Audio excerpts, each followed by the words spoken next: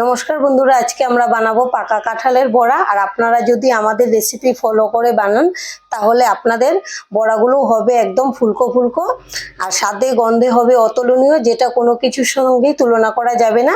খেতে হবে দারুণ সুস্বাদু। তাহলে আসুন দেখে নিই আমাদের আজকের রেসিপি। সবার প্রথমেই আমি একটা মিক্সিং জারে কাঁঠাল পেস্ট করে নিয়েছি। এবার একটা বাটিতে নিয়ে নেব।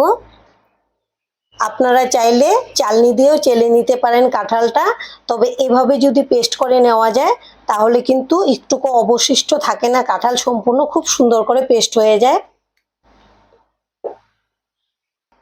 আমার যতটুকু লাগবে আমি কাঁঠাল নিয়েছি। এবার একটা ছাঁকনি নিয়েছি আর এখানে নিয়েছি 1 কাপ সুজি। সুজিটাকে চেলে নেব।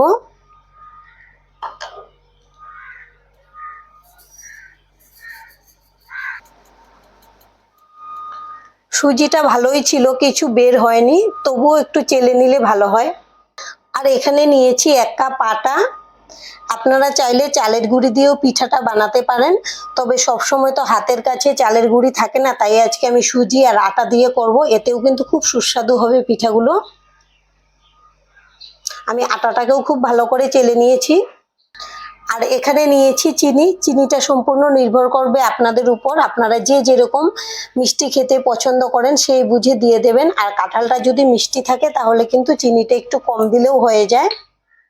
আর দিয়ে দেব অল্প একটু লবণ। যে কোনো মিষ্টি পিঠাতে একটু লবণ দিলে কিন্তু টেস্টটা ভালো আসে।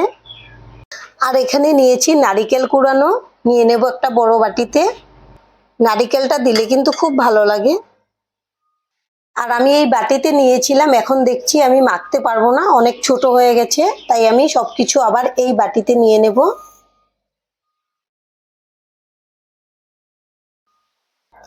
এবার আমি সবকিছু একসঙ্গে মেখে নেব।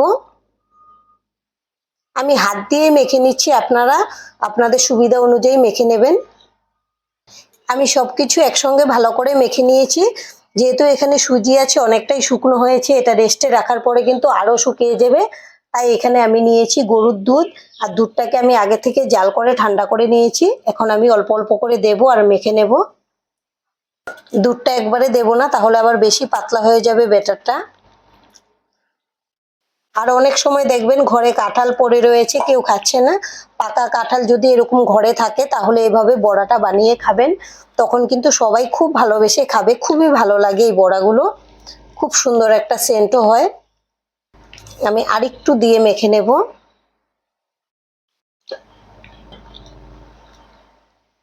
আর সুজি দিয়ে বানালে কিন্তু একটু রেস্টে রাখতেই হবে, তার কারণ সুজিটা তো ফুলতে একটু সময় লাগে, না হলে কিন্তু ভালো হবে না। এবার খুব ভালো করে আরো মিশিয়ে নিচ্ছি। এখন আমি আর দুধ দেব না। যদি রেস্টে রাখার পর মনে হয় যে অনেকটাই ঘন হয়ে গেছে ব্যাটারটা, তাহলে আমি মেশাবো। এবার আমি ঢেকে রেখে দেব 10 মিনিটের জন্য। এখন গ্যাসে একটা কড়াই বসিয়েছি, দিয়ে দেব সাদা তেল। তেলটাকে গরম করে নেব। আর এদিকে রেস্টে রেখেছিলাম 10 মিনিট হয়ে গেছে, এখন ঢাকনাটা খুলে নেব। আর আমি চেক করে নেব যে ব্যাটারটা ঠিকঠাক আছে কিনা। এখন কিন্তু অনেকটাই ঘন হয়ে গেছে, আর একটু মেখে নেব। আমাদের ব্যাটারটা যেরকম হয়েছে একদম পারফেক্ট আছে বড়া বানানোর জন্য। এখন আর আমি দুধ মেশাবো না, একটু ভালো করে মেখে নিচ্ছি। আর রেস্টে রাখার পরে কিন্তু অনেকটাই ফুলে গেছে সুজিগুলো। তেলটা গরম করে নিয়েছি। এবার আমি গ্যাসের ফ্লেমটা লো টু মিডিয়ামে রাখবো। হাই ফ্লেমে ভাজা যাবে না, তাহলে কিন্তু উপরটা ভাজা হয়ে যাবে আর ভেতরটা কাঁচা থেকে যাবে। এখন আমি ব্যাটারটা নিলাম আর এভাবে অল্প অল্প করে দিয়ে দেব। কড়াইতে যতটুকু ধরবে আমি একসঙ্গে দিয়ে দেব। আর আমাদের ভিডিও দেখে যদি আপনাদের ভালো লাগে একটা লাইক অবশ্যই দিয়ে দেবেন। আপনাদের একটা লাইক আমাদেরকে অনেক উৎসাহ দেয় নতুন নতুন ভিডিও বানাতে। আর আমাদের পাশে থেকে চ্যানেলটিকে সাবস্ক্রাইব করে নেওয়ার জন্য অনুরোধ রইল। বড়াগুলো দিয়ে কিন্তু এখনো আমি নাড়াচাড়া করিনি। দেখুন কত সুন্দর তেলের উপরে ভেসে উঠেছে বড়াগুলো ফুলে। এখন আমি এবার একটু নেড়ে দেব, উল্টে পাল্টে ভেজে নেব। এভাবে যদি একটু রেস্টে রাখা যায় তাহলেই কিন্তু খুব সুন্দর ফুলকো ফুলকো একদম নরম তুলতুলে বড়া হবে আর এরকম ফুলে উঠবে। দেখুন কত বড় হয়েছে।